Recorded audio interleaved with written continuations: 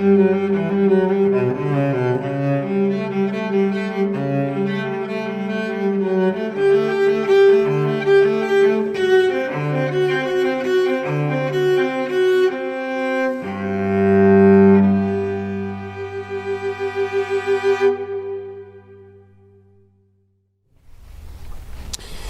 está? Muy buenas tardes, bienvenida y bienvenido a una emisión más de Perspectivas aquí en Rompeviento TV. Gracias por acompañarnos en esta emisión especial que estamos teniendo desde el Foro 1 de Rompeviento TV aquí en la Ciudad de México. Estamos contentas y contentos, nos visita por acá Jesús Ramírez Cuevas, el vocero de la Presidencia de la República, director de Comunicación Social de la Presidencia de la República, está aquí con nosotras y con nosotros y le damos la más cordial bienvenida. Jesús. Ernesto, mucho gusto. Saludo a tu audiencia. Gracias, mi querido Jesús.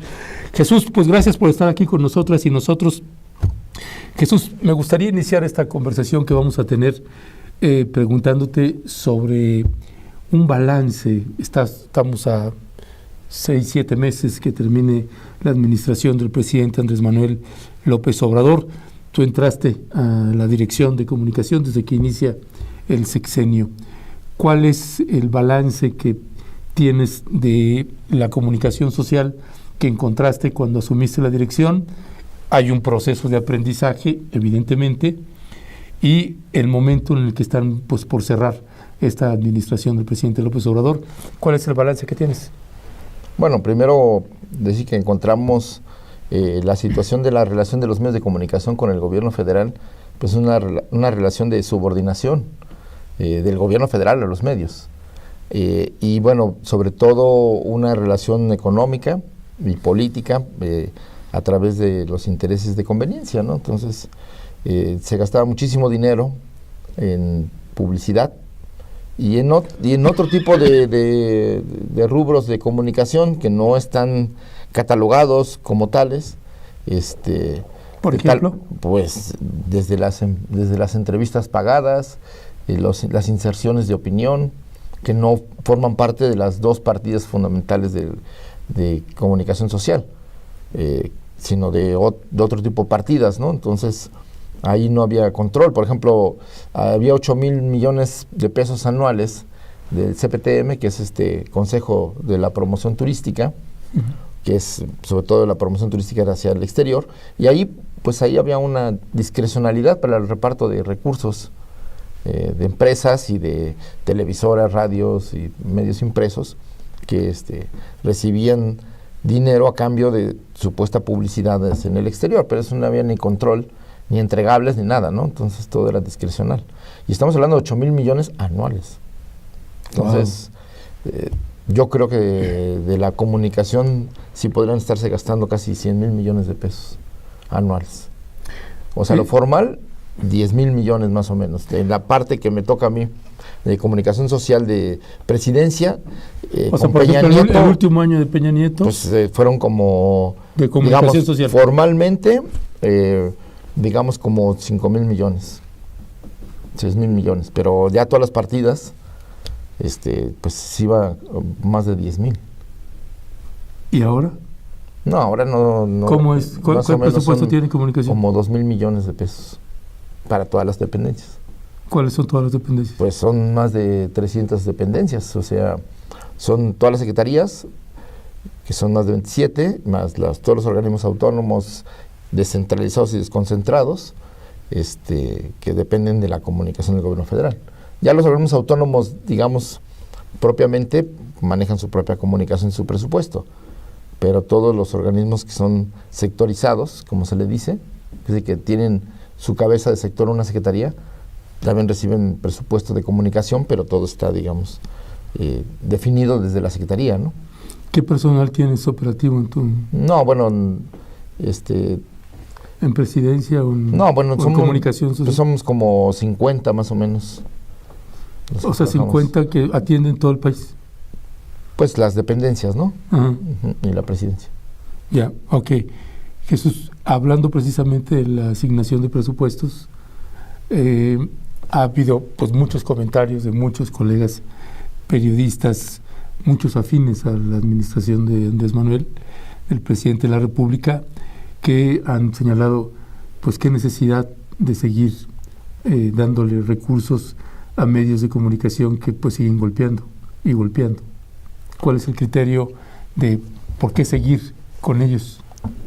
Bueno, aquí hay que seguir un criterio de Estado en primer lugar, ¿no? Lo primero es que el ecosistema mediático es un sistema o un espacio necesario para la democracia, o sea, el libre juego de ideas, el periodismo, la comunicación desde la perspectiva social, pero también mediada por empresas, pues es parte del proceso democrático. Aquí lo que cambiaron las reglas del juego es que el gobierno se comunica directamente con la sociedad, no necesita intermediarios.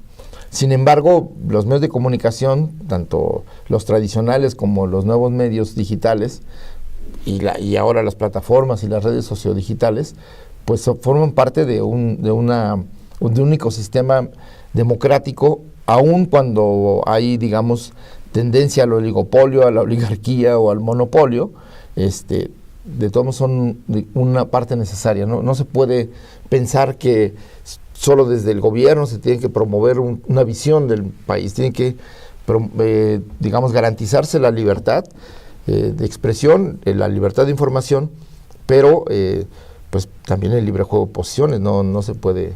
Y entonces el presupuesto antes se utilizaba para abrir o cerrar medios, ¿no? Para darle más apoyo al gobierno desde los medios, abriéndoles el presupuesto, las arcas, ¿no? También pensar que hay otro tipo de negocios que los principales medios de comunicación, los más grandes, tienen, que no solamente la comunicación.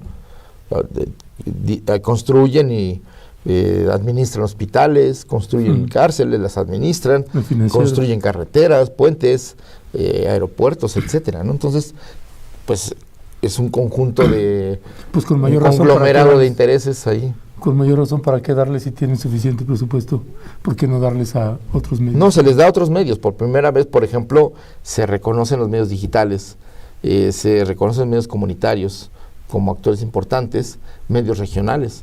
Entonces, a ellos también, digamos, desde el gobierno federal se atiende esta realidad y se promueve, digamos, en función los presupuestos de comunicación dependen de las campañas y también del alcance de los medios.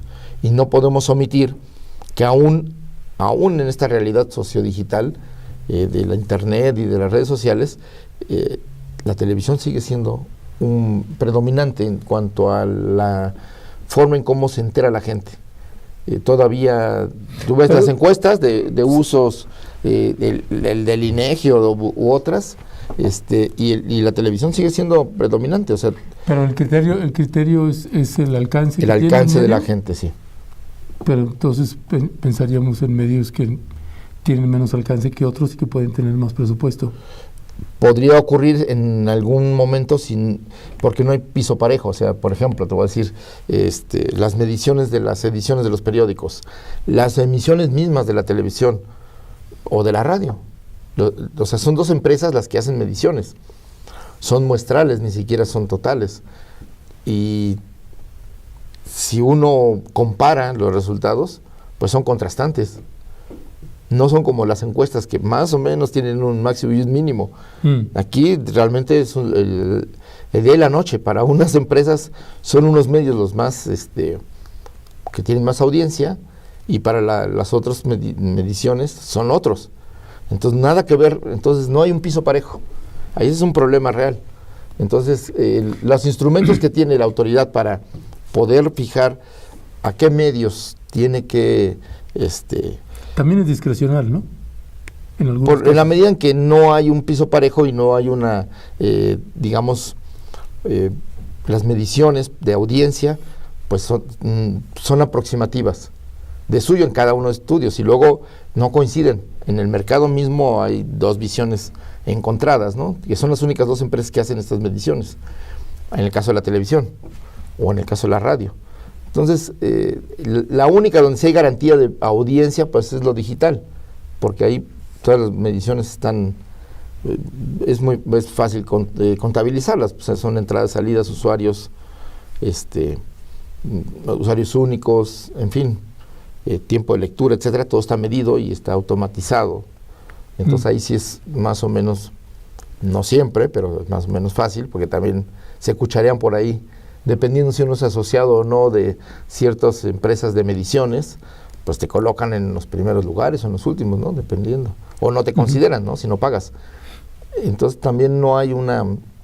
O sea, sí, queda pendiente sí, crear un espacio de información social que le sirva a la audiencia, pero también que le sirva a la autoridad para fijar criterios si te preguntara de medición, de ¿cuál audiencia. ¿cuál es el criterio que tiene actualmente la Presidencia de la República para la asignación de recursos? ¿Qué me dirías?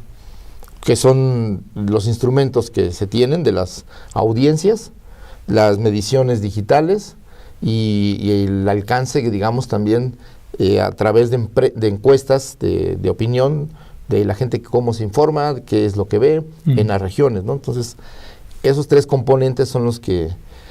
y bueno, también hay un criterio, digamos, no se puede tratar igual a los desiguales, ¿no? Entonces, por ejemplo, las radios comunitarias pues tienen un problema de producción, de financiamiento, y entonces, pues, aún lo que hemos hecho es ayudar a que se puedan financiar, puedan modernizar sus equipos, y pues hasta donde es posible, pues que la publicidad sirva como una manera de sostener y de fortalecer ese sector social de la comunicación, ¿no? Sí, y te pregunto toda esta parte, no porque estés diciendo, es que nosotros queremos financiamiento. No, nosotros no entramos en ese esquema, nunca hemos querido entrar, pero sí vemos que hay muchos compañeros y compañeras de otros medios que sería bastante útil que pudieran recibir parte del presupuesto que reciben los otros medios, que finalmente pues también generan mucha infodemia. Claro, ese es un problema de la democracia actual en el mundo, que no solamente los medios, o sea, hay estrategias de desinformación y que pues tienen propósitos políticos, geopolíticos, comerciales, económicos, electorales.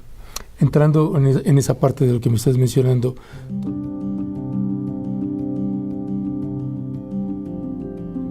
todo esto que se ha derivado primero del pues penoso reportaje de Tim Golden y después del penoso reportaje de la periodista del New York Times. En esa parte de ahí, por ejemplo, yo puedo compartir el hecho de que el presidente de la República se defienda y muestre cartas, documentos, información, presupuestos, todo lo que sea necesario. La parte de esto que generó mucho ruido también en la parte del teléfono, ahí no fue un error de comunicación social, en este caso de parte de ustedes, de no haber testado ese número.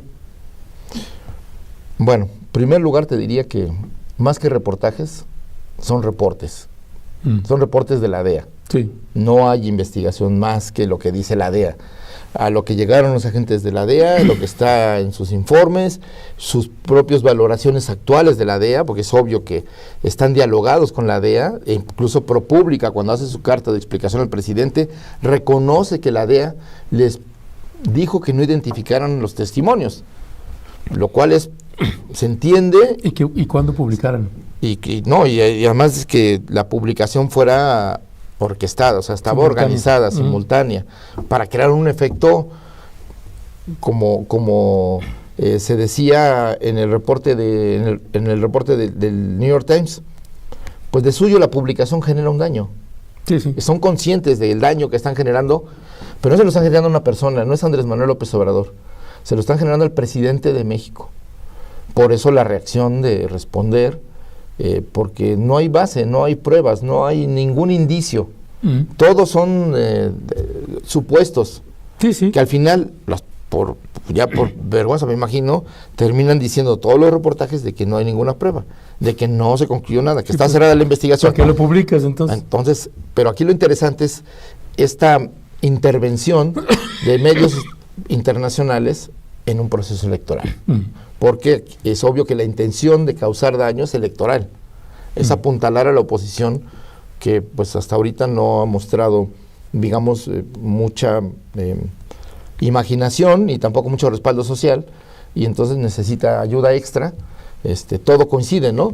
van a Washington y aparecen los reportajes, van a España. Entonces, de repente, ¿qué es lo que estamos viendo? Que simultáneamente a las visitas de la candidata del frente de oposición, se activa una red internacional en las redes sociales, particularmente en X, para promover tendencias, hashtags, contra el presidente y contra la candidata, digamos, del oficial, por decirlo así. Entonces, y si ahorita le pones en las tendencias, porque llevamos varias semanas, por ejemplo, Violeta y yo, leyendo eso, todos los días, no importa la hora, es tendencia número 1, AMLO, narcopresidente. Sí, pero más del 50% de los tweets y de las cuentas vienen del exterior. Entonces, te diría que, bueno, de las cuentas, más de la mitad vienen del exterior, y de los tweets, más del 50% son producidos por cuentas automatizadas, ¿no? Entonces, este tipo de distorsiones del debate político, pues no hacen bien a la democracia, todo lo contrario, ¿no? Entonces, lo que genera es un ambiente de encono, de desconfianza en la información, y obviamente lo que se pretende es crear insidia contra actores políticos, ¿no? Entonces, obviamente esto tiene un objetivo, y es deteriorar la imagen del gobierno, y que esto también afecte las elecciones, ¿no? Entonces, creo que este fenómeno es nuevo en nuestro país. Lo hemos visto en otros momentos de otra manera, ¿no? Pero ahora, como estamos viviendo lo que otros países han vivido, ¿no? O sea, este grupo que está vinculado a esta red de bots y de granjas y de troll centers, como le llaman, o sea, de cuentas automatizadas, o de personas que se alquilan para emitir mensajes pagados, que es lo que está sucediendo, pues ambas comportamientos pues están financiados, y muchos vienen del exterior. Entonces, estamos viendo cómo esto pues se trata de una estrategia internacional, con actores internacionales, con cuentas muy identificadas que han participado, lo mismo en el golpe de Estado en Bolivia, que los ataques a Petro en Colombia, que los ataques al anterior gobierno en Argentina, y que pues son los mismos que han, digamos, hoy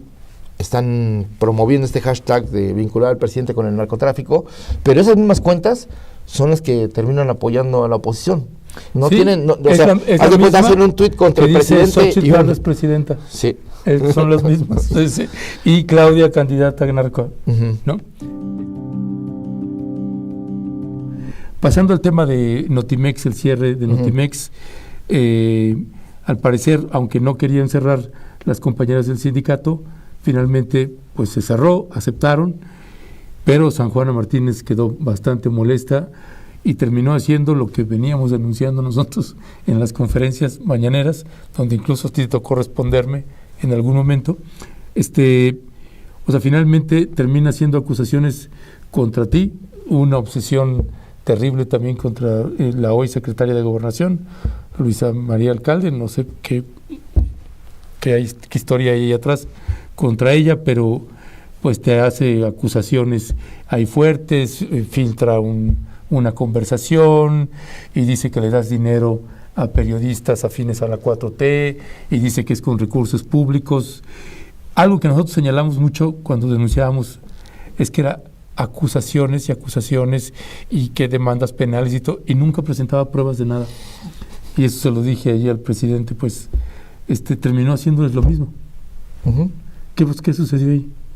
No, bueno, ya la agencia, como estaba concebida y operaba, pues ya no tenía sentido, ¿no? Una agencia de Estado, de una agencia de gobierno que así había funcionado, colonizada luego por un sindicato que era el que en realidad gobernaba y disponía de las plazas y de los, ahora sí que incluso de el contenido de la información, porque aún estando San Juana había información, pues digamos, muy cuestionable desde la perspectiva periodística. Curiosamente que esa información también le pegaba al gobierno, ¿no? ¿A qué te refieres? Pues mucho tipo de información. Ejemplo, la golpes gratuitos, sí, golpes gratuitos a gobernadores, al gobierno federal, sí, pues sí. Entonces, pero que no se sustentaban, o sea, información, pues cuando es información, pues es información, ¿no? O sea, que la nota es la nota. Pero cuando hay la interpretación editorial de un fenómeno y además tiene un sesgo, digamos, además contrario, pues digamos que no es que uno busque que la agencia tiene que defender al gobierno, pero sí ser objetivo, ¿no? Ser una agencia de Estado. Entonces tampoco sucedía eso. Y entonces ya ese modelo de agencia ya pues, era obsoleto, ya no funcionaba y ella no pudo sacarlo adelante y el sindicato tampoco permitió, digamos, salir adelante. Al final de cuentas no se pusieron de acuerdo, que esa era la idea original. ¿Pero cómo se iban a poner de acuerdo si ella no se presentaba a ninguna reunión? ¿Te presentabas tú? ¿Se presentaba? Bueno, eso ya después ya con la huelga, ¿no? Una vez declarada la huelga ya fue otra cosa, ya se volvió un conflicto laboral y político y bueno, pues ahí nos tocó lidiar y intentar resolverlo, pero ya no había punto de acercamiento entre las dos partes. Incluso en el audio que ella filtra, pues ahí se ve. ¿Qué es el esfuerzo por acercar las posiciones y pues la falta de sensibilidad y de visión para hacerlo, ¿no? Uh-huh. En ese audio, ¿cómo identificas tu papel? Pues tenía un encargo que resolver y hacerlo de la mejor manera, que es que se levantara la huelga con un acuerdo, respetando los derechos de los trabajadores. ¿Ese audio es antes de la huelga? Es durante la huelga. Durante la huelga. Sí. O sea, son los procesos de negociación propios para buscar el levantamiento de la huelga. O sea, pues fue como en el 2021. Podría ser. Podría ser. Ok. Finalmente, ¿con qué sensación te quedas? Pues un buen arreglo al final, al que se llegó. Bueno, cerrar un espacio institucional luego no puede ser cómodo, ¿no? Pero pues si ya no había cumplido su vigencia, digamos, su tiempo histórico, pues había que cerrarla. Lástima porque era una fuente de empleo de trabajadores. Entonces lo que se buscó dos cosas. Uno, que fuera una liquidación justa, ¿no? De acuerdo a la ley, y que se incluyera a todos los que tenían derecho y no vetar a nadie. O sea, no irnos a un litigio, digamos, poslaboral para ver quién sí y quién no. Y esa era la idea, era reconocer quienes trabajaron ahí y tenían laudos favorables, que fueron despedidos, como el personal de confianza que fue contratado.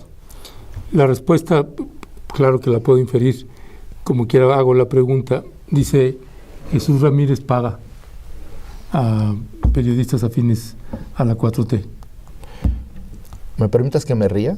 Sí. Porque no puedo decir ni siquiera que es falso, porque ni siquiera hay un principio de realidad ahí. O sea, es un ataque que no tiene ningún sustento. Es una vil calumnia, una mentira. O sea, que pruebe. Si prueba que yo le he pagado a alguien, pues yo tendría que renunciar. Por ética, por vergüenza, ¿no? Nosotros llegamos a cambiar las cosas y el chayote se acabó. No es verdad que desde la coordinación de comunicación social o desde mi dirección y desde mi coordinación o se haya pagado a algún periodista, o se haya censurado a un periodista, o se haya pedido que se retire a un conductor, o se retire a un reportero, o cambie la línea editorial de los medios. No, porque nosotros sí, la verdad, sí hay un respeto absoluto a la libertad de expresión.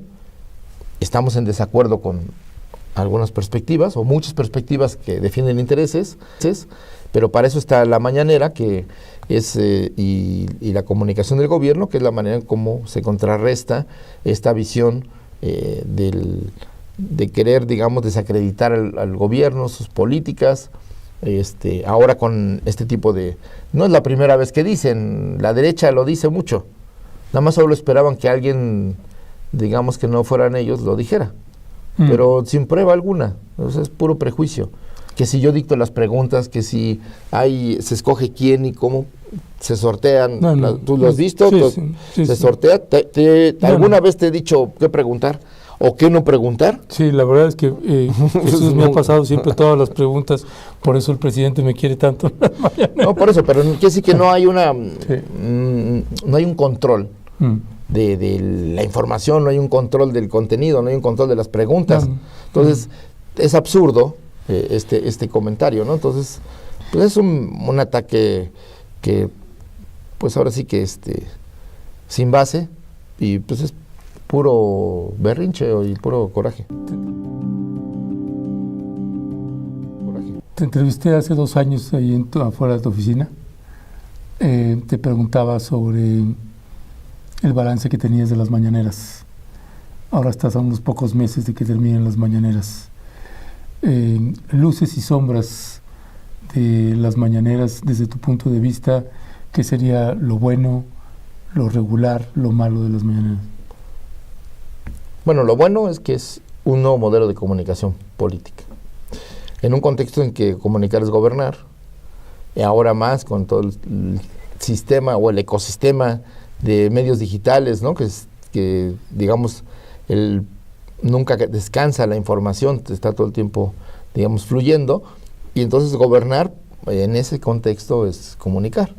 Si no comunicas, pues aunque tú decidas, la gente no se entera, entonces es como si no existiera, ¿no? Entonces es importante, creo que es la primera vez que un gobierno progresista está respondiendo a la presión mediática, que es una forma, digamos,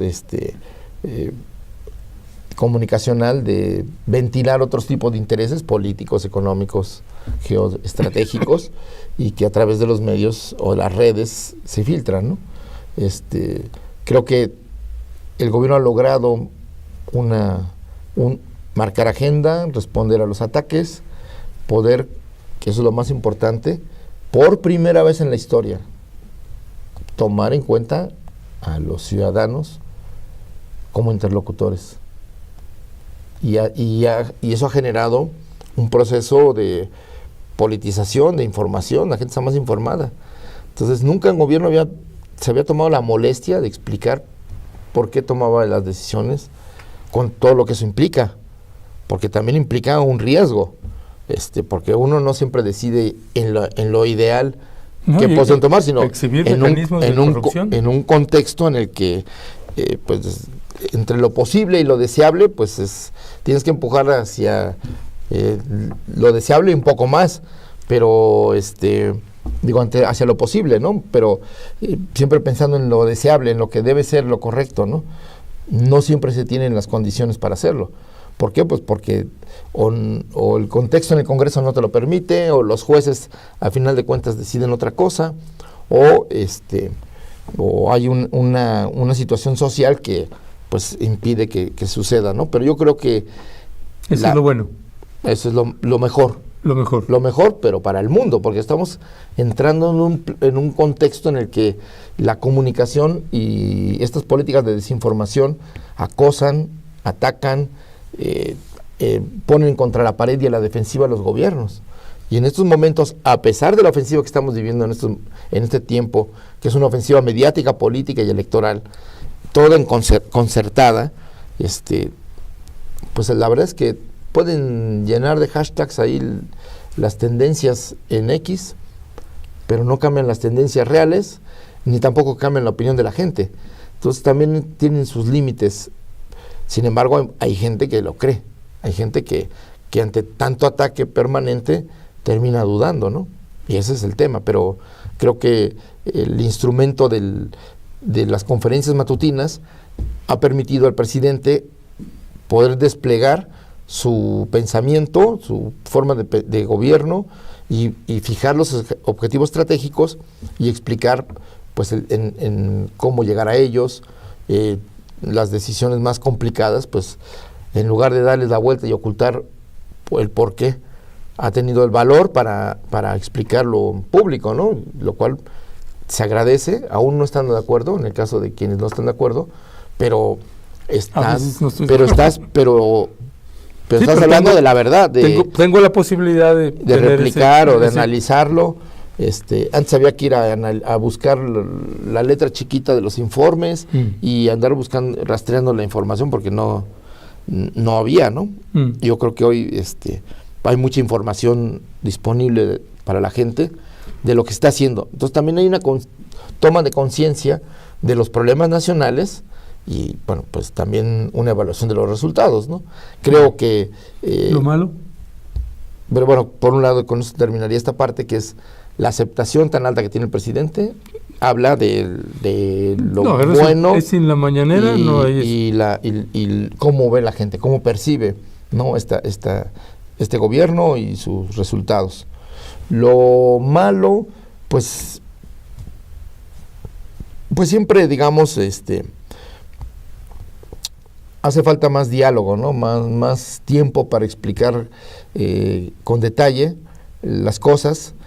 Hace falta también que los periodistas o la oposición a través de los medios, pues razone también sus puntos de vista, no solo con prejuicios, no solo con ataques, no solo con caricaturas de lo que se está haciendo, sino ir hacia un debate informado, un debate más crítico, pero con elementos que a la gente le permitan tener pues una visión más completa. Pero también se ha llenado de lambiscones. Pues sí, también, pero también la renuncia de los medios y de los periodistas a ir, ¿no? ¿Y eso por qué lo explicas? Pues no, pues es una estrategia, ¿no? No comprometerse también. Aparecer ahí es comprometerse. Sí, pero por ejemplo, casos como el mío, ¿no? Que es luego difícil que me dé la palabra, pues, ¿no? Y pues no somos tantos y pues puta, voy y otra vez no, y otra vez no, pues tampoco tienes tanto tiempo, ¿no? Porque la toma de decisión de a quién se le asigna la pregunta, pues no sé si por ejemplo ustedes han hecho un estudio de a qué periodistas se les ha asignado más y menos la palabra, porque sería útil también. Pues sí, sería un buen ejercicio. Lo que sí es real, y tú lo has vivido, es que en las primeras dos filas, así quienes preguntan, sí, hay un sorteo, ¿no? Sí. Para ver. Ese mecanismo, que esa es una crítica, observación que yo tengo, que no estoy de acuerdo de cómo funciona en la mañanera, es que pues hay mucho chacaleo en el sentido de al que no le han asignado la pregunta, la hace sin micrófono, a grito pelado, y entonces a quienes se les asignó, pues no se respeta, ¿no? Yo, por ejemplo, pero bueno, ese soy yo y asumo mi responsabilidad y mi costo, nunca grito. Yo no me levanto la mano, si me da la palabra, bien, si no, no digo nada y me voy. Porque para mí ese es el mensaje que me está mandando. No te voy a dar la palabra. Ok, pues esa es la realidad y la asumo, pues. Pero ¿por qué no controlar eso? Pues se intenta controlar, digo, tampoco vamos a callarlos ahí en vivo, ¿no? No, pero puede tener entonces una represalia. No, sí hay consecuencias, luego se quejan de censura, que en realidad son faltas al reglamento. Que hay varios compañeros y compañeras que se exceden en el tiempo, en el número de preguntas, en el uso de la palabra, y pues todo eso en detrimento de los demás y de la propia conferencia. Entonces, por eso hay un reglamento y que son máximo 2 preguntas, intervenciones breves para dar contexto y ya, ¿no? Pero Jesús Ramírez Cuevas, en este periodo de gobierno y de la lectura política que te da estar en la posición que tienes, ¿cuáles, desde tu punto de vista, los momentos más complejos que ha enfrentado esta administración o que enfrenta esta administración? Bueno, desde un principio, digamos que ya desde las primeras semanas ya hubo algunos asuntos relevantes que obligaron a una política de comunicación más directa y más fuerte, ¿no? Uno fue el accidente en el que falleció la gobernadora de Puebla y su esposo, exgobernador también, y que por el contexto en el que se daba, la forma en cómo fue el accidente, pues era un problema, ¿no? Estamos hablando del 24 de diciembre, un día un poco difícil, ¿no? y entonces pues obligaba, es la primera, digamos, emergencia informativa que se tuvo. El otro momento fue el huachicol, que tiene como dos momentos. Uno de que la misma restricción o la búsqueda de las válvulas donde se pinchan los ductos y estas formas de robarse el combustible, obligaba a cerrar los ductos y por lo tanto también a reducir la distribución de gasolina. Y entonces redujo el abasto de gasolina del país y eso empezó a generar un problema social. Sí, sí. Y entonces había que advertirlo, había que darse cuenta y entonces también, como no es, digamos, en todo el territorio, es en regiones, entonces tomar medidas también informativas para lograr, no solo a través de la mañanera, para que la gente entendiera qué estaba pasando, por qué era este asunto de la escasez de combustible y que nos ayudara, a combatir. Entonces ese fue un segundo momento importante, porque la gente ayudó, se solidarizó, se formó en lugar de protestar para tomar combustible, a pesar de la escasez. Y bueno, y luego, poco después, Tlahuelilpan, ¿no?, que fue una tragedia terrible y que bueno, pues frente a eso no hay manera de responder realmente, ¿no?, que no sea el atender a las víctimas, ser solidarios y no condenar, a pesar de la responsabilidad que la gente tiene en el tema, no condenar a las víctimas, ¿no?, del asunto. Pero bueno, ahí fue una cosa muy fuerte y que pues tomó la atención del gobierno, ¿no? Creo que después más o menos se fue llevando las cosas, digamos, lo más fuerte fue la pandemia, ¿no? A partir de febrero del 20, pues primero conocer la dimensión, ¿no?, entender la dimensión de la pandemia, que como era en tiempo real su evolución, su conocimiento, las formas de combatirlo, el alcance, la letalidad, todo eso, o la mortalidad, pues todo eso fuimos aprendiendo. Entonces también la comunicación pues era una comunicación que tenía que, por un lado, atender la emergencia, pero no causar alarma, o sea, alarma excesiva, y luego pues aquí se tomaron decisiones en contrasentido al mundo entero, ¿no? En todos los países se cerró la economía, aquí no se cerró la economía, no se cerraron los vuelos ni la comunicación aérea, se tomaron decisiones importantes de la reconversión de hospitales. En poco tiempo se logró, digamos, generar una capacidad para atender la emergencia, que no se tenía al principio de la pandemia. El contagio era muy alto y de no haberse tomado las medidas que se tomaron, pues hubiera habido una saturación de hospitales que hubiera hecho imposible la atención, ¿no? Y yo pienso que al poco tiempo ya se había logrado una reconversión para atender la emergencia, ¿no? Entonces creo que aquí pues sí, al ir en contra de las medidas que la mayoría de los países tomaron, pues siempre era combatir la crítica que se hacía, ¿no?, de por qué aquí, si era por un gobierno inhumano o por un gobierno más humano. Y el presidente lo explicó de una manera muy, muy clara, ¿no? Si la gente más pobre no puede quedarse en casa porque se moriría de hambre y tienen que trabajar, pues hay que permitir que eso suceda y tomar medidas, pero no mandarlos a su casa porque entonces están condenados a la desesperación.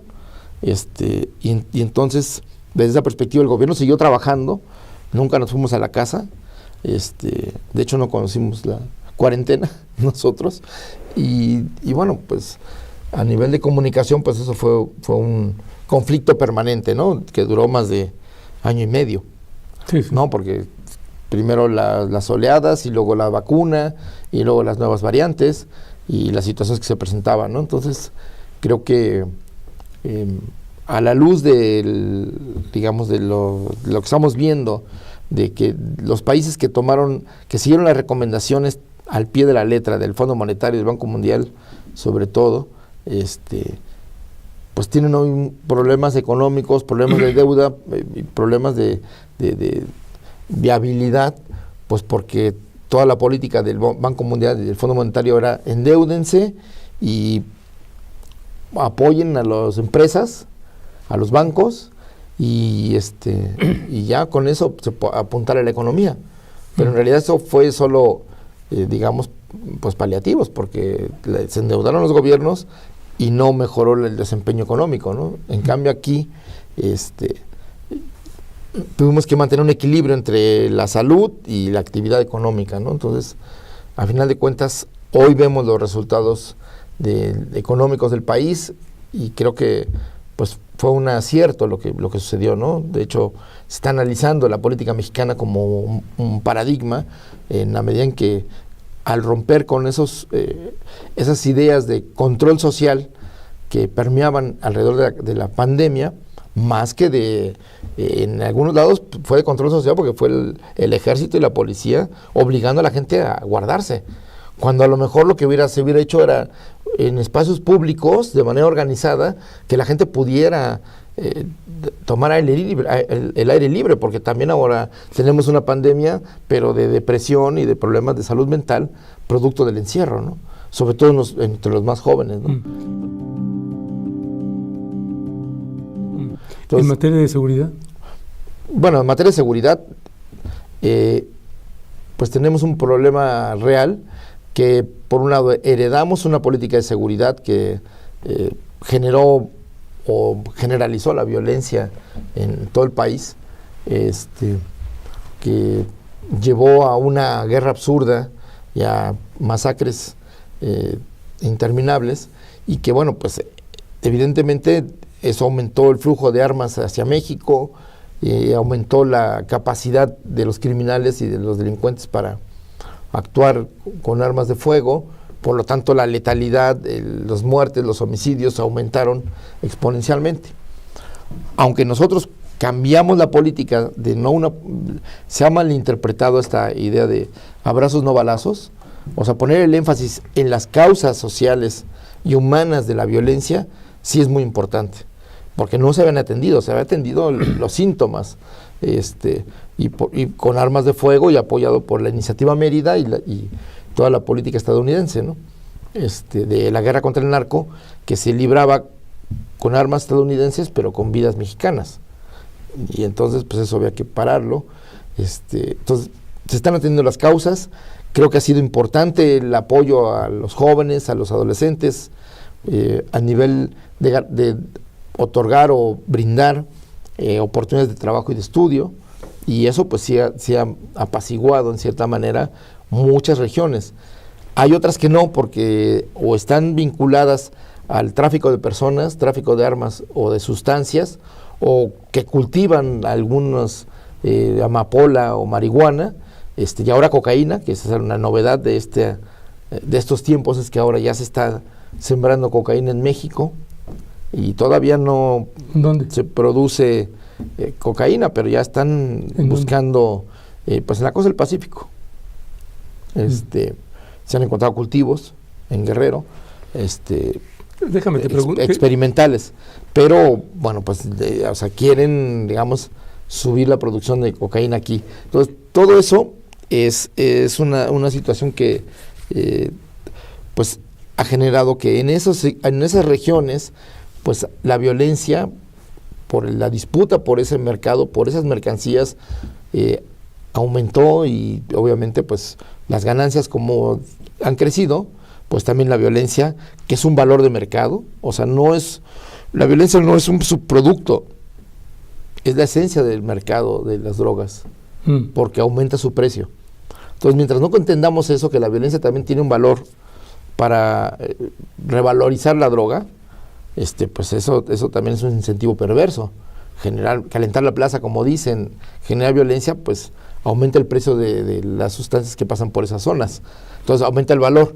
Pero además también tenemos otro fenómeno que no se vivieron, que digamos que aquí se han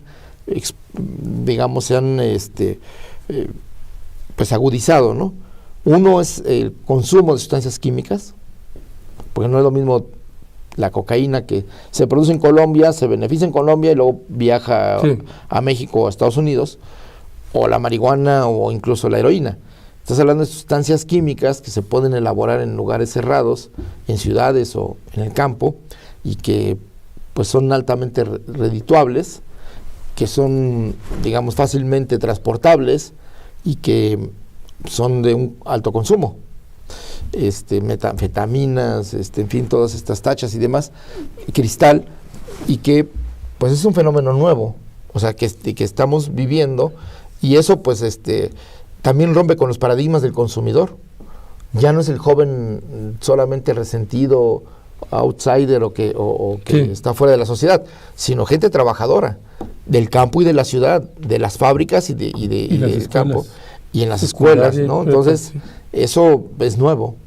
Y eso también, digamos, México no era un mercado. México era un lugar de paso. El mercado era muy marginal. Pero ahora, con esas sustancias químicas, han encontrado que hay el inicio o la formación de un mercado nacional. Entonces, vemos que la violencia también, en los lugares de mayor consumo, estamos viendo que la violencia entre los diferentes grupos delincuenciales es por los consumidores, por la disputa de los consumidores. Entonces, esa violencia pues también alcanza a los consumidores.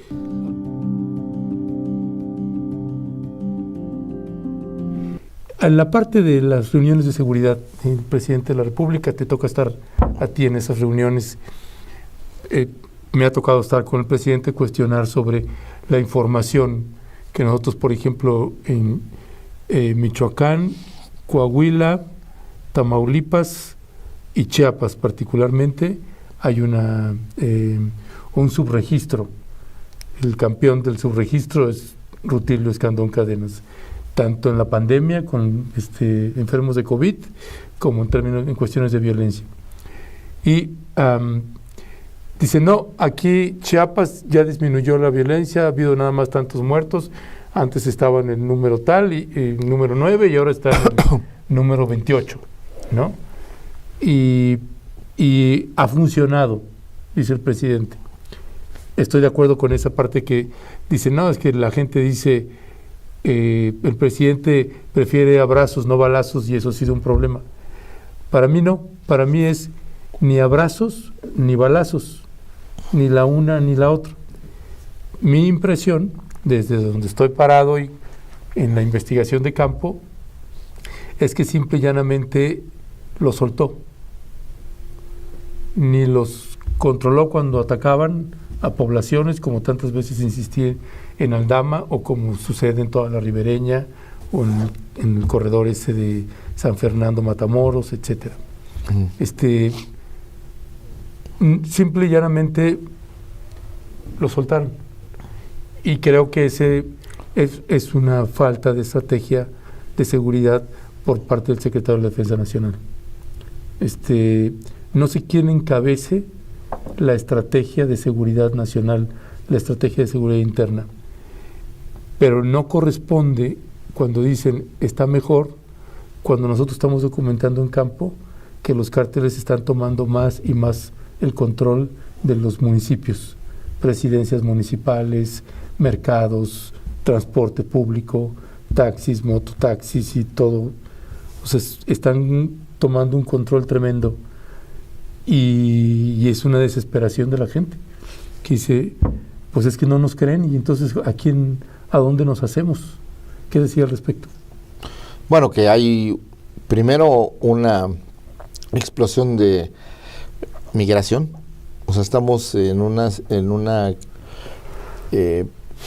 a diferencia de otros años, nos ha tocado una oleada, y después de la pandemia esa oleada se ha multiplicado por más de 10. Entonces, tienes, por ejemplo, que por primera vez el Darién, o sea, el paso de la selva de Colombia, que era infranqueable, ahora es un paso, o sea, ya, hasta allá, incluso en los lugares más complicados, ahora es paso de personas. Entonces, tienes un flujo de migratorio que viene desde Sudamérica, prácticamente caminando hasta Estados Unidos. Pero si antes había, no sé, pues X número de inmigrantes, ahora hay más de 10 por 10, multiplícalos. Entonces, ese número de personas, si antes no pasaban por el Darién, y ahora pasan 250,000 personas, y vienen caminando, y por oleadas, pues obviamente no solo entran por Tapachula o por los puertos de entrada, entran por todos lados. Entonces, ¿qué es lo que sucede? Que las redes de criminales de trata de personas pues van tomando control de espacios. Recuerda que la frontera con Guatemala es muy porosa, o sea, hay muchos pasos, caminos rurales, ¿no? Sin frontera, y que ahí es, precisamente por eso es la zona fronteriza donde está esta situación, es porque hay una disputa entre cárteles vinculados a Guatemala, aunque sean mexicanos, con otros para el dominio del paso de personas y de droga.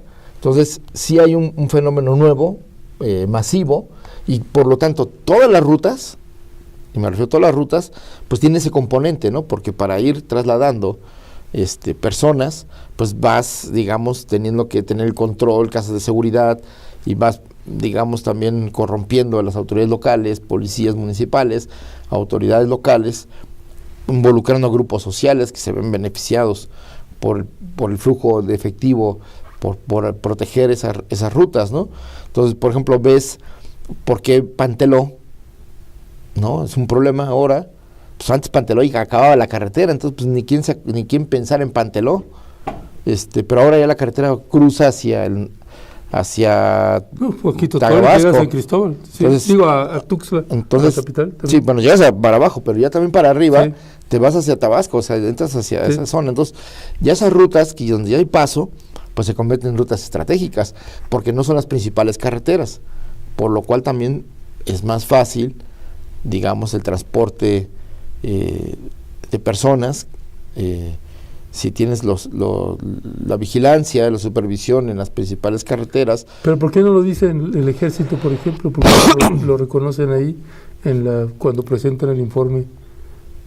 O sea, mi punto es, pues, ¿qué le dicen al presidente? ¿Quién es el responsable de decirle al presidente? No, ahí ya estamos mucho mejor. Decía el presidente hace unos días, no, ya se está recuperando la zona de fronteriza y todo. Y no es cierto, está mucho peor ahora. Y te digo porque voy. No, sí, pero también hay una presencia, o sea, sí está habiendo... ¿Pero de qué sirve la presencia si no hace nada? No, bueno, o sea, hay intervención, o sea, hay conflictos que se han ahí tenido que intervenir la policía, la Guardia Nacional, y luego grupos sociales que permiten que los delincuentes escapen, obviamente obligados o no, y generan como situaciones para darle tiempo a la delincuencia que se escape. Entonces también eso es una realidad, ¿no? Entonces... O sea, por ejemplo, la gente de allá, ¿no? Chicomucelo, frontera con Malapa, y un montón de lugares de allá. Dicen, es que ¿con quién hablamos? Que nos pueda garantizar que no van a filtrar nuestro nombre y que no nos va a pasar nada a nuestras familias. Casi todos, Jesús, los que entrevisté en el segundo viaje que hice el año pasado, ya todos se tuvieron que ir de ahí. Ya no pueden estar ahí. Y te hablo también de la Concordia, pegado a Tuxtla. Bueno, porque ahora ya el paso está por la angostura, ¿no? Mucha gente, el paso de personas, de centroamericanos, de gente que viene de Sudamérica, de otras nacionalidades también pasan por ahí. Entonces, o sea, también tiene que ver con ese componente de las redes internacionales de tratas de personas. Entonces, sí se está buscando con la presencia de la Guardia Nacional disuadir la violencia. Sí se está, digamos, atendiendo el tema del flujo migratorio ilegal, que se utiliza la necesidad para traficar con las personas. Sabemos que también estas redes de delincuentes los utilizan como burreros, los utilizan como mano de obra, los esclavizan y hasta los meten a los lugares donde empacan o distribuyen sustancias, ¿no? Entonces... Bueno, hay un mundo de temas, sé que... Por eso, pero a lo que es que es más complejo. No, yo entiendo. Y a lo que voy es que... Pero entiendo la complejidad. Pero también una cosa que es real, también está localizado. O sea, son regiones, no es todo el país. No. Son regiones muy complejas, donde hay muchas armas, hay dinero. Zacatecas, Tamaulipas, San Luis, Sí. son varias regiones. Pero mi punto ahí, Jesús, es ¿quién coordina el gabinete? El presidente de la República. Bueno, sí, él es, sí, como es el comandante supremo de las Fuerzas Armadas. Pero también los operativos y también muchas cosas se deciden, digamos, en función de una visión de conjunto y una visión estratégica. Entonces, Pero si dice que está mejorando cuando estamos viendo que está empeorando, o sea, ¿quién le dice al presidente que está mejorando? El presidente no puede ir a verificarlo. Si tú mides por regiones y tú dices, empeoró esta región, entonces empeoró el país, pues no, es una mala conclusión. Tú tienes que ir a la perspectiva general y si ves índices, si ves situaciones, sin desconocer la realidad en esas regiones, hay un mejoramiento de la situación de seguridad en la mayor parte del país. Eso sí es real. En cuanto al índice delictivo se ha reducido, los homicidios se han reducido y tenemos que, y por eso se está atendiendo, pues con una estrategia diversificada, porque no solamente es la presencia disuasiva, también el uso de la inteligencia se está deteniendo. Ahí sí que toda la vez que los martes del informe de seguridad, ahí se da cuenta de las detenciones, extradiciones cuando así ha sido, y también del tema del incautamiento de sustancias y de armas, cada vez de mayor calibre. Bueno, yo entiendo de dónde estás y el planteamiento. Nosotros lo decimos desde los recorridos que hacemos en varias entidades de la República Mexicana, donde vemos que la inseguridad es terrible, y pues ahora me reúno con doñas, por ejemplo, en Tamaulipas, y no me pasaba antes, que ahora es así, asalto de mata, güey. O sea, nos reunimos en una fondita y están las doñas volteando para todos lados, quién va entrando y quién saliendo, porque pues ya salen en la calle y ya les piden el celular y a revisar a qué están escribiendo, etcétera, etcétera. Es difícil, pues, ¿no? Y además es difícil hacerlo sin que parezca que queremos golpear al presidente o que queremos golpear a la administración. Es que es lo que estamos... No, yo por eso estoy respondiendo a lo que tú me estás diciendo. Yo no estoy pensando que me estás atacando o que estás exponiendo una situación. Tú eres testigo de muchos de esos temas. Y yo te digo, sí, veamos el conjunto. Y ahí en esos lugares donde hay crisis de inseguridad real, pues se está atendiendo. Digo, es complejo porque nos tocó también un cambio del consumo, un cambio de los patrones del mercado de drogas, un aumento del mercado ilegal de personas. Entonces, el financiamiento, el aumento del consumo, la rentabilidad del producto y además que la violencia es un elemento de mercado, pues todo eso incentiva para caldo de cultivo. O sea, no solo se trata de aterrorizar, sino también de aumentar sus ganancias.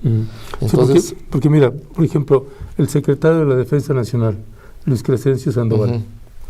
Luis Crescencio Sandoval, del 1 de diciembre de 2016 al 1 de diciembre de 2017, era el comandante general de la 8ª zona militar, o sea, todo Tampico, todo Tamaulipas. Eso es del 1 de diciembre de 2016 a 1 de diciembre de 2017.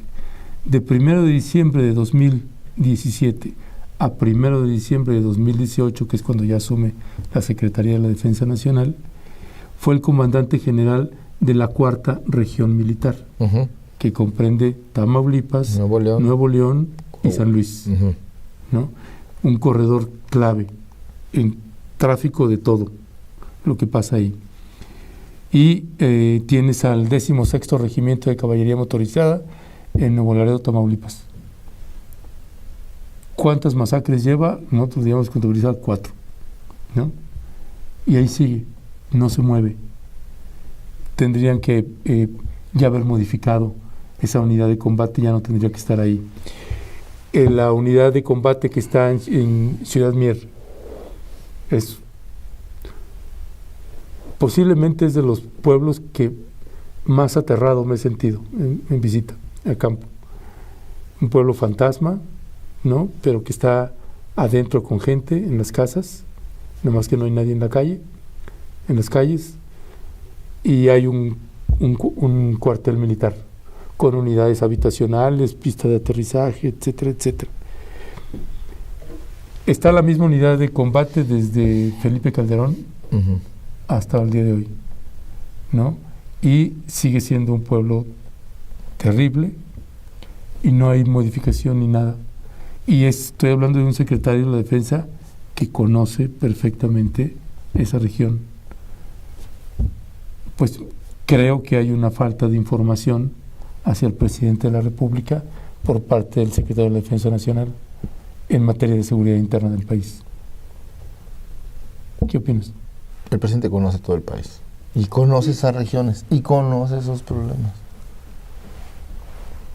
Es que una no cosa es que lo solamente es visite nada más unas horas en un meeting, y otra es que te quedes ahí unos días y vayas pueblo por pueblo entrevistando a la gente. Yo te puedo garantizar, y por lo que sé, y soy periodista, y estoy con él, y he estado en los diálogos con la gente, conoce a la gente, conoce los problemas.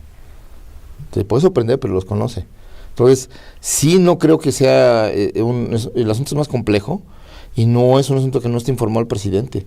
Y te puedo decir que, digamos, tú hablas de Tamaulipas, pues Tamaulipas sigue teniendo sí tiene problemas, pero no la situación que se está viviendo tan generalizada en todo el estado. Sí sigue la ribereña teniendo problemas, Reynosa, Nuevo Laredo, de manera muy fuerte, Matamoros, pero hay otras zonas del estado que ya no tienen esa crisis de inseguridad que vivieron. Entonces, yo creo que a lo mejor algo que ayudaría, quién sabe, seguramente nos van a decir que no, pero un día que nos toque hacer viajes a lugares complejos, sería bueno que asignaran a alguien que nos acompañara. Sí, está bien, pues no estaría mal. Y entonces ver, Jesús, para ir cerrando la entrevista, y que te agradezco que ya nos tomamos tiempo. Ya te metiste todo el tema de seguridad de tus reportajes, está bien, pero perdón. Digo, está bien porque es un tema importante que además los medios destacan demasiado, en mi opinión, y no atienden otros temas que son importantes, ¿no? También, y que tienen que ver con esta, digamos, capacidad de...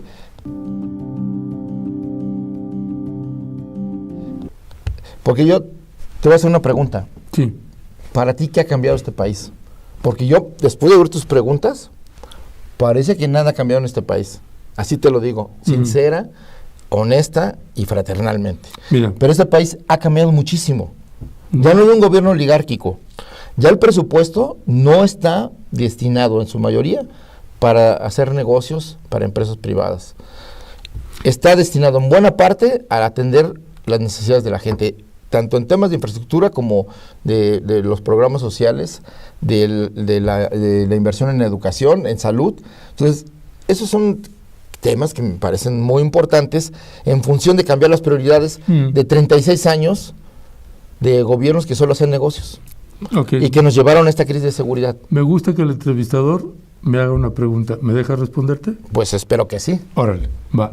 Mira, como yo se lo dije una vez al presidente en la mañanera, la vez que yo creo que estaba más fiero conmigo,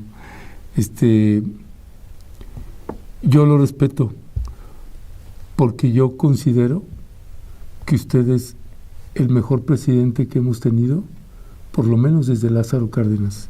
Y si alguien no está de acuerdo conmigo, que me diga quién, qué presidente, entonces, qué presidente se refiere esa persona.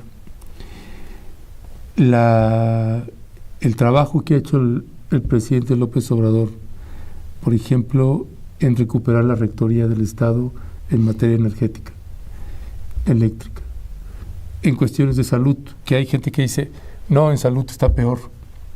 Yo entiendo que es un proceso y que no lo vas a cambiar así, pero he estado viendo lo que han estado haciendo.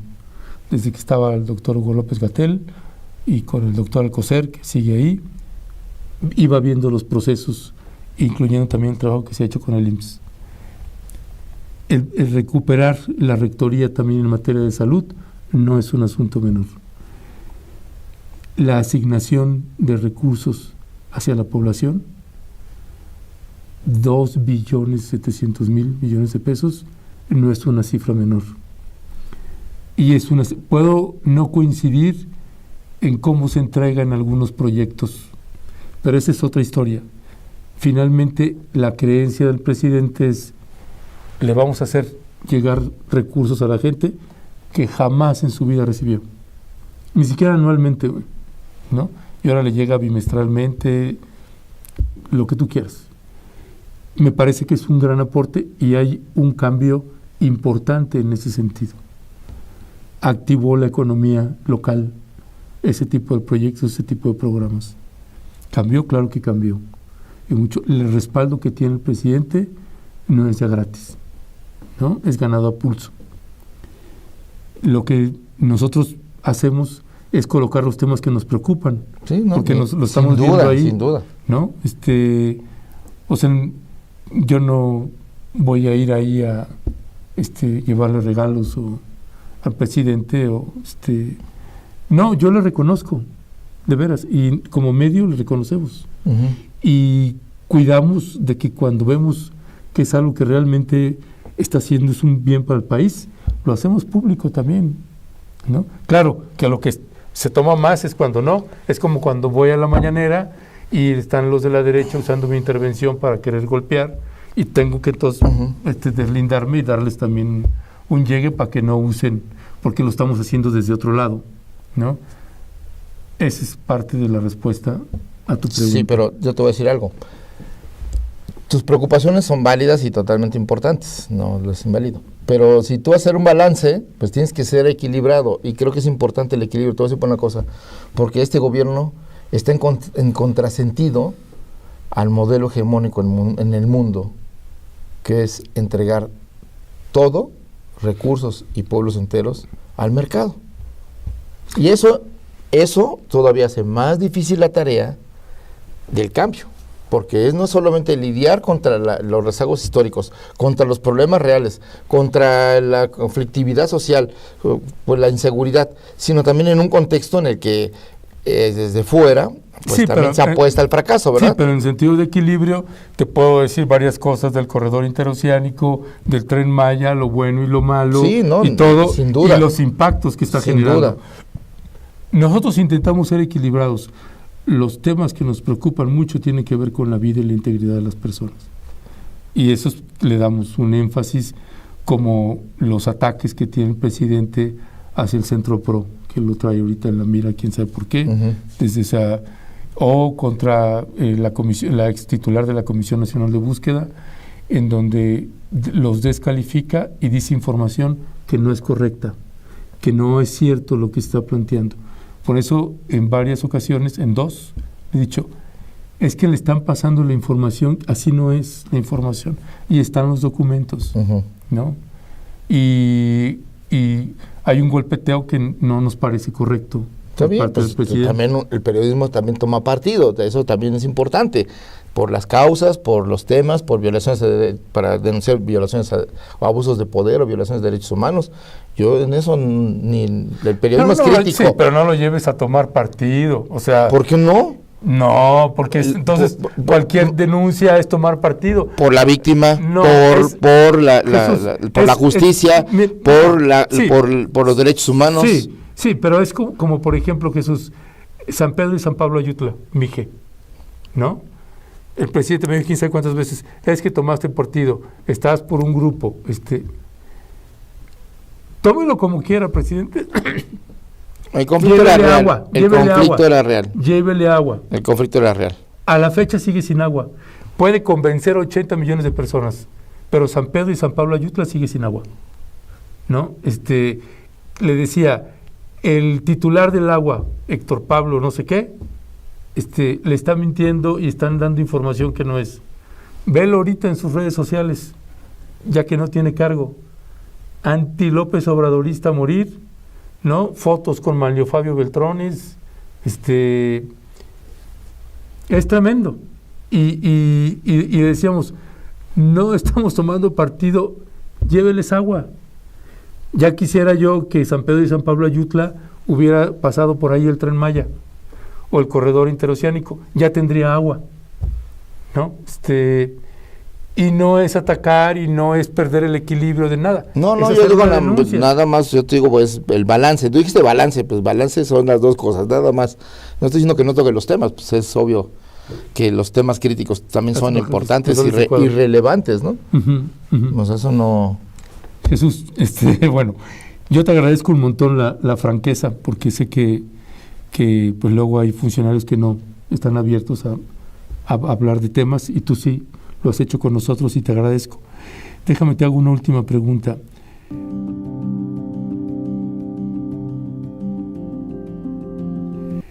¿Cómo te gustaría ser recordado en tu gestión en esta administración? Pues a ver, bueno, primero, antes que otra cosa, pues yo reconozco y agradezco al presidente de la República la confianza para llevar a cabo esa tarea, que es una tarea titánica y una tarea propia de una Secretaría de Estado y una responsabilidad muy grande. Y bueno, pues eso es en primer lugar. En segundo, espero ser recordado por haber cumplido con mi deber y haberlo hecho de manera profesional y estar a la altura del momento histórico que está viviendo el país.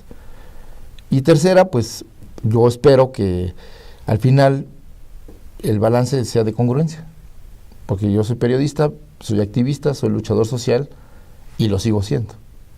Entonces, ¿lo sigue siendo? Claro que sí, porque la función pública no elimina al ciudadano, simplemente te da otras tareas, otras responsabilidades, que tienes que, obviamente, pues que respetar las formas, respetar esa responsabilidad, ese encargo, pero eso no obsta para que no, digamos, sigas pensando o sigas trabajando en función de ideales de justicia, libertad y democracia. Y yo, desde el sitio donde estoy, sigo luchando a favor de los derechos de la gente. Y esa es otra manera de luchar. También asumir la responsabilidad institucional frente a un proceso de cambio, asumiendo los costos que eso significa, también es una manera de seguir trabajando en favor de la gente. Entonces, yo espero que al final eso se mantenga como algo importante, la congruencia entre lo que uno ha hecho antes de llegar a este lugar y que durante este espacio de trabajo, pues haber ayudado a que avanzara el país, haber ayudado al presidente de la República, que fue el que me confió este encargo, esta responsabilidad, y pues obviamente pensar que ha sido para bien de la nación, porque así lo considero, ¿no? Entonces yo sigo considerando que esto es una trinchera de lucha y de una responsabilidad, y digo trinchera porque en un mundo de injusticias, en un mundo donde la falta de respeto a la gente es lo común, y que para recuperar la dignidad, para recuperar la democracia, para recuperar la justicia, lleva tiempo, no es ni siquiera por decreto de un gobierno se puede establecer, ¿no? Entonces es un proceso, y yo creo que el pueblo de México está en un buen momento, como pueblo, como país, no solo por la parte económica, institucional, los programas, sino la sociedad en su conjunto. Creo que ha avanzado mucho en términos culturales, en términos de esto que llamamos revolución de las conciencias, y esta politización real de la sociedad, pues le va a beneficiar a la democracia, le va a beneficiar al país para resolver los problemas, los grandes rezagos y las grandes pendientes. Entonces, creo que sin la participación de la gente no se puede acabar con la inseguridad. Necesitamos fomentar y construir ese segundo piso, pero de la democracia participativa, de la democracia comunitaria. Ahora que se propone el reconocimiento de los derechos plenos de los pueblos indígenas, ahí está un reconocimiento a esas formas de gobierno comunitarias. Esa parte de la democracia comunitaria que se tiene que, digamos, extender a todos los ámbitos de la sociedad. ¿Tú colaboraste en la redacción de esa? Pues yo colaboré en la discusión, sí. ¿Y por qué no se presentó la propuesta completa que ya tenían escrita ahí con Adelfo? Pues se presentó lo que se consensó. Eso es lo que se presentó. No se presentó toda la que... A mí se me hace buenísima la que hicieron, y la hubiéramos querido completa, pero no sé por qué no no sé por qué no se entregó completa. Pero bueno, es parte del debate, ¿no? Si hacen falta alguna situación de los derechos de los pueblos, pues para eso es el debate del Parlamento. En todo caso, ahí tendría que establecerse. El reconocimiento a los pueblos como sujetos de derecho público, el derecho, digamos, a sus formas de organización, al disfrute de los recursos naturales, al derecho a la consulta en todas las acciones, leyes o proyectos que afecten su vida, pues es algo que queda en la Constitución, es histórico. Esto que tú también trabajaste antes de que asumieras este cargo público que tienes, el tema de la minería, que es un tema que llevas muchos años también trabajando, ¿cuál es tu valoración de esta propuesta que se está entregando? ¿Le falta para propuesta para reforma ley minera? Bueno, ya de tener las explotaciones de Tajo a cielo abierto es algo importante por la dimensión del desastre ambiental que provocan. Habrá que ver también otros procesos que tienen que ver con esto, que es, por ejemplo, las presas de Jales, que tienen contaminantes y que luego no hay ni registro de ellas, que se tiene conocimiento ya que tienen un problema o que se derraman los químicos. Hay que hacer una vigilancia mucho más sobre este tipo de procesos. Y no solamente son de minería a cielo abierto, también hay minería, digamos, subterránea que tiene este tipo de presas de Jales y demás. Entonces, eso de prohibir la minería a cielo abierto a nosotros nos parece un gran acierto. Pues es por la defensa de la salud, de la protección al medio ambiente y de la defensa del agua que tiene que hacerse, y también el fracking, como utiliza millones de litros de agua y que contamina y que además infiltra los mantos acuíferos, pues no debe admitirse en la forma en cómo hoy se explota, ¿no? Sé que ya me despedí, pero ahorita que te oigo me quedo pensando, ¿por qué crees que el presidente...? Bueno, esas son también demandas que desde dentro atender ese tipo de expresiones. Por eso cuando dices, es que el presidente no dialoga, no atiende a los movimientos, estamos cumpliendo la agenda de muchos movimientos. Esa es mi pregunta. Y la estamos atendiendo. Pero todavía no te la hago. Pero lo hablamos antes y la gente no sabe a qué pregunta nos estás adelantando, pero fue antes de que empezara la entrevista.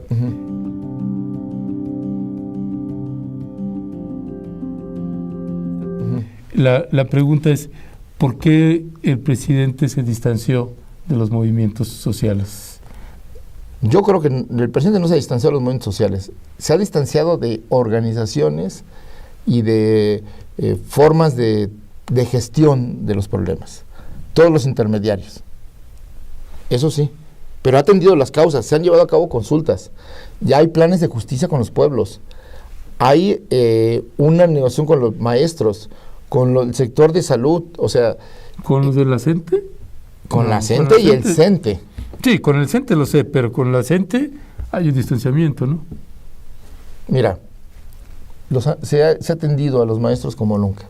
Se ha basificado a casi 1 millón de profesores. Eso nunca había ocurrido. Se ha dignificado el salario de los maestros. Se ha atendido sus demandas.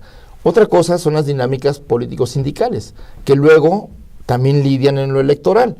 Entonces tú dices, el presidente no se distanció de organizaciones sociales. No se distanció de las causas que formaron los movimientos sociales, se distanció de los intermediarios, de las organizaciones campesinas, de las ONGs, de todos aquellos, digamos, esta red de personas, de intereses, que han vivido de las causas y los temas sociales. Mira, una cosa es Mexicanos contra la Corrupción y otra cosa es el Trachinoyan. Yo no estoy diciendo yo solo te estoy diciendo que frente a esos intermediarismos sí hay un distanciamiento. Y la atención a los movimientos, a las causas, se escucha y se atienden. Te pongo un ejemplo, Mexicali y Constellation Brands, que ya estaba instalado la empresa y se hizo una consulta para que se cerrara la empresa. Sí, pero te pongo un ejemplo, Guerrero, güey. O sea, es como si no hubiera gobernadora. O sea, está abandonado. Y tienes desde mi punto de vista, si el presidente se hubiera acercado a esas organizaciones que ahora dice que pues, lucran o no sé qué, como el Tlachinoyan, como el PRO, como el Fraiba, como el Fray Juan de Larios, como organizaciones que trabajan en campo, que tú las conoces a todas, ¿no? Que no, ninguno de ellos vive en mansiones, viven de manera muy, muy austera, gente entregada, ¿no? Con muchísima información de lo que está pasando ahí, a propósito de atender la inseguridad, ¿no? En esos temas nos hemos acercado contigo, tú has gestionado algunas cosas, pero el presidente no. ¿Cómo no? No, y se han atendido, o sea, también no puedo decir que todo es solo crítica. Hay un montón de información. No solo crítica, o sea, se ha atendido, o sea, a defensores de derechos humanos, a movimientos, se ha atendido las demandas, se protege a la gente que ha sido amenazada. Como nunca el mecanismo de protección, desgraciadamente, pues se ha ampliado, pero digamos para proteger, no para perseguir. Entonces sí hay un cambio y sí hay diferencias, y todo esto es un proceso, la democracia es un proceso también vital, vivo, que se va, digamos, desarrollando y se va instituyendo nuevas prácticas. Entonces hace falta también que las organizaciones sociales, las ONGs, pues digamos, sin romper su papel o sus principios, pues busquen otras formas también de gestionar, no digo todos, pero la mayoría, y esta es una crítica a nivel internacional, viven de las causas de la gente. Las ONGs en general, ambientalistas, de derechos humanos, de contra la guerra, etcétera, muchas de ellas viven de gestionar esos temas para beneficio particular, porque del dinero que llega al final de cuentas a la gente. O sea, porque no, Jesús, es que por ejemplo, yo te voy a decir, nombres. Greenpeace, Amnistía Internacional son organismos paranacionales que reciben fondos internacionales y también tienen agenda política. Sí. Más allá de lo ambiental, también financiados por empresas que quieren y tienen intereses territoriales, y también ellos actúan a favor de esos intereses. Entonces, pero las organizaciones que yo te mencioné, Jesús, tú las conoces. Yo te estoy hablando de otras, y te estoy diciendo puntualmente, tú me dijiste nombres, yo te estoy dando dos nombres, de carácter relevante a nivel internacional y que están metidos en este país, para temas ambientales y temas de derechos humanos. Pero en cuestión de atención, Jesús, yo lo que creo, ¿no?, es que si, por ejemplo, el Gabinete de Seguridad escuchara un diagnóstico del Tlachinoyan en Guerrero, un diagnóstico del Fraiba en Chiapas, un diagnóstico de algunas entidades o de inseguridad, o sea, nada más escuchar. O sea, yo también está bien, también estoy de acuerdo. Para enriquecer la información. Está bien. Que para atender situaciones de vulnerabilidad. Estoy de acuerdo. Pero está cerrada la puerta. Pero tampoco, te voy a decir, que es blanco o negro. Nadie está diciendo por eso, escuchar no empobrece y eso enriquece. Pero también hay juegos regionales, hay juegos de poder, hay vínculos con esos temas de inseguridad, vínculos con empresas, vínculos con intereses territoriales de iglesias, de ONGs, de sectores locales, de organizaciones sociales. Entonces, también eso es verdad. Sí, mira, yo sé que nos podemos aquí pasar horas debatiendo en esta parte. Yo nada más te digo, yo creo que es como le dije al presidente, si usted no nos viera como adversarios cuando venimos a hacer una crítica, una observación o a manifestar una cuestión de riesgo de un sector de la población. Yo no te veo como adversario, yo estoy conversando, ¿eh? No, yo estoy conversando y siendo franco. Sí, yo también. Y también veo que digamos, que hay que, como diría el clásico, hay que problematizar para entender las cosas, o sea, no tampoco es tan blanco o negro. Sí, pero yo te estoy hablando de casos muy concretos de organizaciones que conozco de hace 30 años, ¿no?, que sé el trabajo que hacen y que están en condiciones y que tienen mucha información de las condiciones de lo que está sucediendo ahí, pero no tienen posibilidad de diálogo con los gobernadores, no son recibidos ni atendidos ni escuchados de nada, ¿no? Ni por el gobierno federal. Y creo que es una lástima, porque creo que es una oportunidad de nutrirse de información que sería bastante útil. Y yo no creo que ninguna de esas organizaciones tenga intereses y de que se estén enriqueciendo. Pero no defiendas al gremio, no defiendas al gremio. Hay organizaciones que sí tienen trabajo de base, hay organizaciones que sí representan, pero no defiendas al gremio, porque entonces yo al gremio de ONGs, al gremio de defensores de derechos humanos, pero yo no estoy defendiendo en general. Por eso yo dije, hay crítica, yo también te di nombres, entonces a lo que voy es, se ha dialogado con ellos, se ha atendido, pero también, digamos, de manera natural, hay también diferencias, y esas hay que entenderlas, de interpretación, de la manera de atender las cosas, frente a los fenómenos como el tema de la desaparición de los 43 de Ayotzinapa. Todo eso, evidentemente, pues, ha llevado a un debate. El objetivo era el mismo, pero cómo se resuelve, ahí hubo diferencias. Y qué se interpreta de lo que pasó. Una lástima. Y entonces, ahí también, desgraciadamente, pues no ayuda el querer, digamos, hacer la apariencia, ¿no?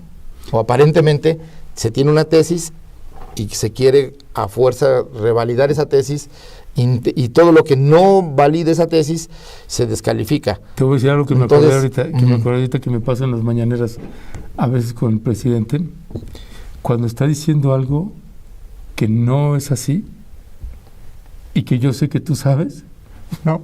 Y volteo a veces en la mañanera a verte como diciendo, ¿por qué no le dice a alguien que eso que está diciendo no es cierto?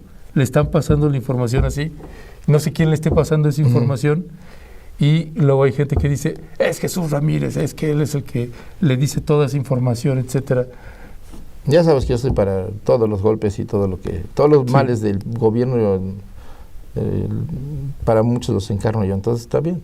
Es parte de mi trabajo, entonces de eso no me preocupa. Lo que pasa es que en realidad sí es importante este proceso de diálogo que se ha abierto, porque nunca te iban a dar la entrevista ni un vocero, ni de una dependencia siquiera. No. Entonces, no. también eso es muy diferente.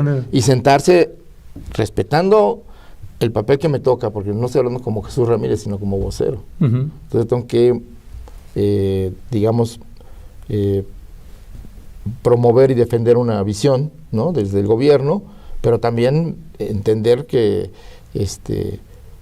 la realidad es compleja, no es sencilla, y que pues hay que atenderla como tal, ¿no? Entonces también soy periodista y sé que las complejidades pues no admiten soluciones sencillas, sino soluciones complejas, porque así es. Entonces creo que a veces la comunicación masiva pues reduce los matices, ¿no?, o reduce las explicaciones más de fondo, y se prestan al maniqueísmo. Sí, de muchos. Sí, ¿no?, de ya ve la simplificación que hace la derecha. Uh-huh. Hasta se olvida de lo que hicieron. Uh-huh. Sí, una desmemoria tremenda. O sea, ahora hoy vemos personajes envueltos en escándalos de corrupción, violaciones de derechos humanos, todo, y tan campantes. Sí. Jesús Ramírez Cuevas, te agradezco muchísimo la entrevista, la franqueza, y como usted se dio cuenta y escuchó, tenemos diferencias, discrepancias, así como hoy tuvimos también un debate intenso con los Maxi abogados, pues así, y además siempre es en términos muy fraternos, muy respetuosos, y además uno siempre agradece que se le pueda dar una oportunidad a la palabra. Bueno. Gracias, Jesús. Sale, muchas gracias. Cuídate. Gracias. Suerte, saludos. Gracias. Y gracias a usted que nos acompañó en esta entrevista con Jesús Ramírez Cuevas, el director general del área de comunicación social de la Presidencia de la República, el vocero del presidente Andrés Manuel López Obrador. Gracias todas, gracias siempre.